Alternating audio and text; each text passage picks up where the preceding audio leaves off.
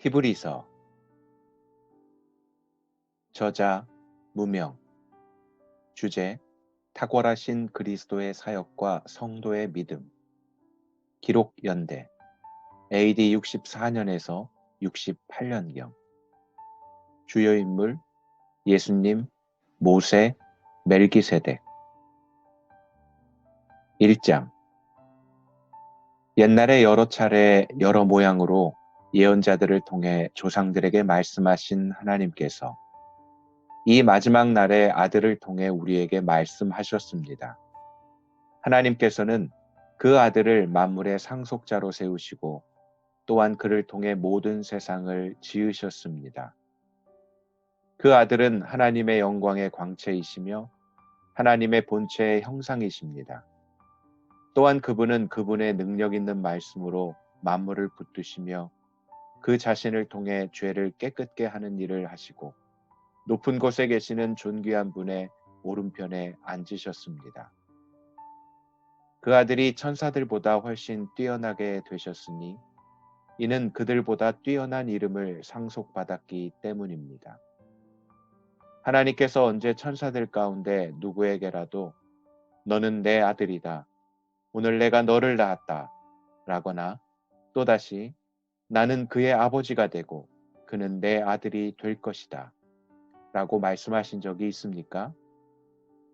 그리고 또 그 맏아들을 이 세상에 이끌어 오실 때 하나님의 모든 천사들은 그에게 경배하라 하고 말씀하셨습니다.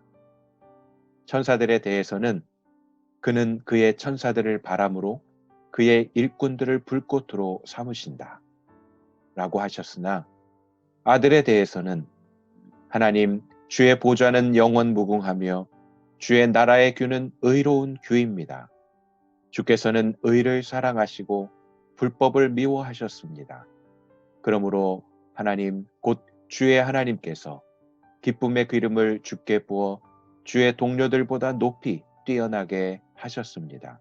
라고 하셨고 또 주여 태초에 주께서 땅을 세우셨고 하늘도 주의 손으로 지으신 것입니다. 그것들은 부서질지라도 주께서는 영원히 계실 것이요 모든 것은 옷과 같이 낡을 것입니다. 주께서 그것들을 겉옷처럼 말아 올리실 것이니 그것들이 옷처럼 변할 것이나 주는 한결같으시며 주의 세월은 끝이 없을 것입니다. 라고 하셨습니다. 그러나 하나님께서 언제 천사들 가운데 누구에게 내가 내 원수들을 내 발판이 되게 할 때까지 내 오른편에 앉아 있으라 라고 말씀하셨습니까? 모든 천사들은 구원을 상속할 사람들을 섬기라고 하나님께서 보내신 섬기는 영들이 아닙니까? 2장. 그러므로 우리가 잘못된 길로 가지 않도록 들었던 모든 것에 더욱 주의를 기울여야 합니다. 천사들을 통해 하신 말씀도 효력이 있어 모든 범죄와 불순종이 마땅한 징벌을 받았는데 우리가 이 큰 구원을 무시한다면 어떻게 징벌을 피할 수 있겠습니까? 이 구원은 처음에 주께서 말씀하신 것이며 들은 사람들이 우리에게 확증해 준 것입니다. 하나님께서도 표적과 놀라운 일들과 여러 가지 기적들, 그리고 그분의 뜻에 따라 나눠주신 성령의 은사들로 함께 증언하셨습니다. 하나님께서는 우리가 말하는 앞으로 올 세상을 천사들에게 다스리라고 하신 것이 아닙니다. 그러나 누군가가 어디에 증언하며 말했습니다. 사람이 무엇이기에 그를 생각해 주시며 인자가 무엇이기에 그를 돌보십니까? 주께서 그를 잠시 동안 천사들보다 낮아지게 하시고 그에게 영광과 존귀의 관을 씌우셨습니다. 주께서는 만물을 그의 발 아래 복종하게 하셨습니다. 하나님께서는 만물을 그의 발 아래 복종하게 하심으로 그에게 복종하지 않는 것을 하나도 남기지 않으셨습니다. 그러나 지금은 우리가 아직 만물이 그에게 복종하는 것을 보지 못합니다. 다만 우리는 천사들보다 잠시 낮아지신 분, 곧 죽음의 고난을 통해 영광과 존귀로 관을 쓰신 예수를 바라봅니다. 이는 그분이 하나님의 은혜로 모든 사람을 위해 죽음을 맛보려 하심입니다. 모든 것을 만드시고 모든 것을 보존하시는 하나님께서는 많은 아들들을 영광에 이르게 하시려고 그들의 구원의 창시자를 고난을 통해 완전케 하시는 것이 마땅합니다. 거룩하게 하시는 분과 거룩하게 된 사람들이 모두 한 분에게서 나왔습니다. 그러므로 예수께서는 이들을 형제들이라 하고 부르기를 부끄러워하지 않으시고 말씀하시기를 내가 주의 이름을 내 형제들에게 선포하고 교회 가운데서 주를 찬양할 것입니다. 하시고 다시 내가 그를 의지하리라 하시고 또다시 보라 나와 하나님께서 내게 주신 자녀들이다 라고 하셨습니다. 이와 같이 자녀들은 피와 살을 함께 나눈 사람들이므로 그 자신도 이와 같이 그들과 함께 속하셨습니다. 이는 죽음으로 인해 죽음의 권세를 가진 자, 곧 마귀를 멸하시기 위함이며 또한 죽음이 두려워 평생 노예로 매여 사는 사람들을 풀어주시기 위함입니다. 물론 그는 천사들을 붙들어 주시려는 것이 아니라 아브라함의 씨를 붙들어 주시려는 것입니다. 이러므로 그는 모든 것에서 형제들과 같아지셔야만 했습니다. 이는 하나님 앞에서 자비롭고 신실한 대제사장이 되셔서 백성의 죄를 대속하시기 위함입니다. 그는 몸소 시험을 받으시고 고난 당하셨기에 시험 받는 사람들을 도우실 수 있습니다. 3장. 그러므로 함께 하늘의 부르심을 받은 거룩한 형제 여러분, 우리가 고백하는 사도이시며 대제사장이신 예수를 깊이 생각하십시오. 그분은 자신을 세우신 분에게 충성하기를 마치 모세가 하나님의 온 집에서 한 것과 같이 하셨습니다. 그러나 마치 집을 지은 사람이 그 집보다 더 존귀한 것 같이 그분은 모세보다 더 큰 영광을 받기에 합당하십니다. 집마다 누군가 지은 사람이 있듯이 모든 만물을 지으신 분은 하나님이십니다. 또한 모세는 장차 하나님께서 말씀하실 것을 증언하기 위해 하나님의 온 집에서 종으로 충성했습니다. 그러나 그리스도께서는 하나님의 집에서 아들로서 충성하셨습니다. 우리가 소망에 대한 확신과 긍지를 굳게 잡으면 우리는 곧 그분의 가족입니다. 그러므로 성령께서 이렇게 말씀하셨습니다. 오늘 너희가 그의 음성을 들으면 광야에서 시험받던 날에 반역한 것처럼 너희의 마음을 완고하게 하지 말라. 너희 조상들이 거기서 40년 동안 나를 불신해 시험했다. 또한 내가 행한 일들을 보았다. 그러므로 내가 진노해 그 세대를 향해 말했다. 그들은 항상 마음이 미혹돼 내 길들을 알지 못한다. 내가 진노에 맹세한 것처럼 그들은 결코 내 안식에 들어오지 못할 것이다. 형제 여러분, 여러분 가운데 누구든지 살아계신 하나님을 떠나려는 악한 불신의 마음을 품지 않도록 조심하십시오. 도리어 아직 오늘이라 일컬을 수 있는 그날에 여러분 가운데 누구라도 죄의 속임수로 완고해지지 않도록 서로를 격려하십시오. 이는 우리가 처음에 확신한 것을 끝까지 굳게 잡으면 그리스도와 함께 나누는 사람들이 되기 때문입니다. 오늘 너희가 그의 음성을 들으면 광야에서 시험받던 날에 반역한 것처럼 너희 마음을 완고하게 하지 말라 라고 말씀하실 때 듣고도 반역한 사람들이 누구였습니까? 모세를 통해 이집트에서 나온 모든 사람들이 아닙니까? 또 하나님께서 40년 동안 누구에게 진노하셨습니까? 죄를 저지르고 시체가 돼 광야에 쓰러진 사람들에게 아닙니까? 또한 하나님께서 누구에게 그분의 안식에 들어가지 못할 것이라고 맹세하셨습니까? 불순종한 사람들이 아니고 누굽니까? 이로써 우리는 그들이 불신앙 때문에 들어갈 수 없었던 것을 봅니다. 4장. 그러므로 그분의 안식에 들어가리라는 약속이 남아있을 동안에 여러분 가운데 혹 누구라도 거기에 이르지 못하는 사람이 있을까 두려워합시다. 그들처럼 우리도 복음 증거를 받은 사람들입니다. 그러나 들은 말씀이 그들에게 무익했던 것은 그들이 들은 말씀과 믿음을 연합시키지 않았기 때문입니다. 그런데 믿는 우리들은 그 안식에 들어갑니다. 이는 하나님께서 내가 진노에 맹세한 것처럼 그들은 결코 내 안식에 들어오지 못하리라 라고 하신 것과 같습니다. 사실 세상이 창조된 이래로 그분의 일들이 이루어져 왔습니다. 어디엔가 제7일에 관해 이렇게 말씀하셨습니다. 그리고 하나님께서 일곱째 날에 그분의 모든 일을 쉬셨다. 그런데 여기서는 다시 그들은 결코 내 안식에 들어오지 못할 것이다 라고 하십니다.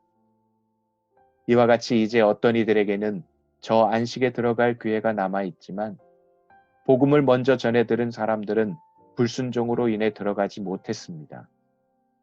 그러므로 이미 인용한 것처럼 하나님께서 다시 오랜 후에 어느 한 날을 정해 오늘이라고 하시고 다윗을 통해 말씀하셨습니다. 오늘 너희가 그의 음성을 듣거든 너희 마음을 완고하게 하지 말라. 만일 여호수아가 그들에게 안식을 주었더라면 하나님께서 나중에 다른 날에 대해 말씀하시지 않았을 것입니다. 그러므로 하나님의 백성에게는 안식이 남아 있습니다. 이는 하나님의 안식에 들어간 사람은 하나님께서 자신의 일을 쉬셨던 것처럼 그 자신도 자기의 일을 쉬기 때문입니다. 그러므로 누구든지 이와 같이 불순종의 본을 따라 멸망하지 않도록 우리가 저 안식에 들어가기를 힘씁시다. 하나님의 말씀은 살아있고 힘이 있으며 양날 선 어떤 칼보다도 더 예리해 혼과 영과 관절과 골수를 찔러 쪼개기까지 하며 마음의 생각과 의도를 분별해냅니다. 그러므로 어떤 피조물이라도 하나님 앞에 숨을 수 없고 오히려 모든 것은 우리에게서 진술을 받으실 그분의 눈앞에 벌거벗은 채 드러나 있습니다. 이와 같이 우리에게 하늘로 올라가신 위대한 대제사장, 곧 하나님의 아들 예수가 계시니 우리가 고백한 신앙을 굳게 지킵시다. 이는 우리에게 계신 대제사장은 우리의 연약함을 동정하지 못하시는 분이 아니며 또한 모든 면에서 우리와 동일하게 시험을 당하셨으나 죄가 없으신 분이기 때문입니다. 그러므로 자비하심을 얻고 필요할 때 도우시는 은혜를 얻기 위해 은혜의 보좌 앞으로 담대히 나아갑시다. 5장. 모든 대제사장은 사람들 가운데서 뽑혀 사람을 위해 하나님 앞에 있는 사람입니다. 곧 대제사장은 예물을 드리고 또 속죄의 희생제사를 드립니다. 그가 무지하고 미혹된 사람들을 불쌍히 여길 수 있는 것은 자신도 연약에 쌓여 있기 때문입니다. 그러므로 그는 백성을 위해서뿐 아니라 자신을 위해서도 속죄의 제사를 드려야 합니다. 또한 이 명예는 아무나 스스로 얻는 것이 아니라 아론과 같이 하나님의 부르심을 받아서 얻는 것입니다. 이와 같이 그리스도께서도 스스로 영광을 취하셔서 대제사장이 되신 것이 아니라 오직 그분에게 말씀하시는 분이 너는 내 아들이다. 내가 오늘 너를 낳았다. 라고 하시고 또 다른 곳에서도 이와 같이 너는 멜기세덱의 계열을 따르는 영원한 제사장이다. 라고 하셨던 것입니다. 예수께서 육체 가운데 계실 때 자신을 죽음에서 구원하실 수 있는 분께 통곡과 눈물로 기도와 간구를 올리셨고 그의 경외하심으로 인해 응답을 받으셨습니다. 그분은 아들이신데도 고난을 당하심으로 순종을 배우셨습니다. 또한 그분은 완전케 되셔서 그분을 순종하는 모든 사람들에게 영원한 구원의 근원이 되시고 멜기세덱의 계열을 따르는 대제사장으로 하나님께 임명을 받으셨습니다. 멜기세덱에 대해 우리가 할 말이 많으나 여러분이 듣는 일에 둔함으로 설명하기가 어렵습니다. 여러분은 지금쯤 선생이 돼 있어야 마땅한데 누군가 다시 여러분에게 하나님의 말씀의 초보 원리들을 가르쳐야 할 형편입니다. 그래서 여러분은 젖만 먹고